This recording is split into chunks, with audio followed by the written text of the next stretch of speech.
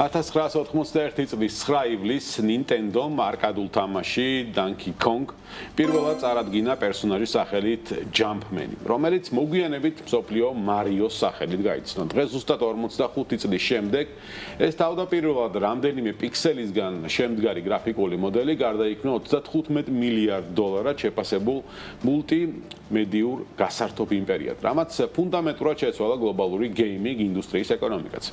მარიოს ვიზუალური იდენტობა არ ყოფილა მხოლოდ შემოქმედებითი გადაწყვეტილება, არამედ ის მკაცრად იყო ნაკარნახევი 1991 წლის ტექნოლოგიური ლიმიტებით.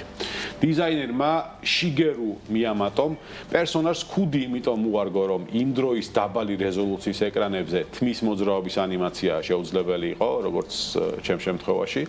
ამავე პროგრამული მიზეზით ულვაშები დაემატა ცხვირის გამოსაკვეთად, ხოლო წითელი კომბინიზონი ხელების მოძრაობის უკეთ დასანახად ფონის კონტრასტზე. ეს ეკონომიკური მიდგომა საბოლოოდ ბრენდინგის ისტორიაში ერთ-ერთ ყველაზე ცნობად და მინიმალისტურ ვიზუალურ იდენტობად იქცა. ბრენდის როლი კრიტიკული აღმოჩნდა მთელი ინდუსტრიისთვის ჯამში, როდესაც 1993 წელს ამერიკულ სათამაშო ბაზარზე დაფიქსირებული მასშტაბური კრახის შემდეგ, სწორედ 1995 წელს გამოსულმა Super Mario Bros-მა და Nintendo Entertainment System კონსოლმა გადაარჩინა სექტორი სრული ლიკვიდაციისგან. Mario-მ დაამკვიდრა ინდუსტრიული სტანდარტი, რამაც ამერიკის შეერთებული შტატების სათამაშო ბაზრის კაპიტალიზაცია კვლავ მილიარდიან ნიშნულამდე დააბრუნა. მოგვიანებით 1996 წელს Super Mario 64-მა საფუძველი ჩაუყარა სამგანზომილებიანი თამაშების თანამედროვე გეომეტრიას და კამერის მართვის სისტემებს. დღეისათვის Mario გასცდა მხოლოდ ვიდეო თამაშების ჩარჩოებს, სადაც მას მსოფლიო მასშტაბით 830 მილიონზე მეტი გაყიდული ასლი უმაგრებს ზურგს.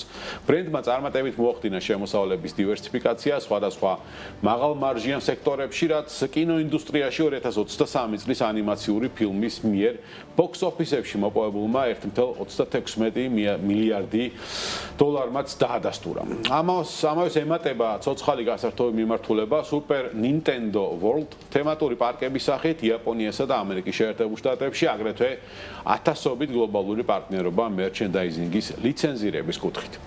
Marios 45 წლიანი ისტორია ადასტურებს, რომ ინტელექტუალური საკუთრების სწორ მენეჯმენტს, ხარისხის კონტროლსა და მკაცრ დივერსიფიკაციას შეუძლია ერთი ლოკალური არკადული პროექტი აქციოს გლობალურ, კულტურულ და ფინანსურ ვალუტად, რომელიც აწლეულების განმავლობაში სტაბილურად ინარჩუნებს მაღალ რენტაბელობას.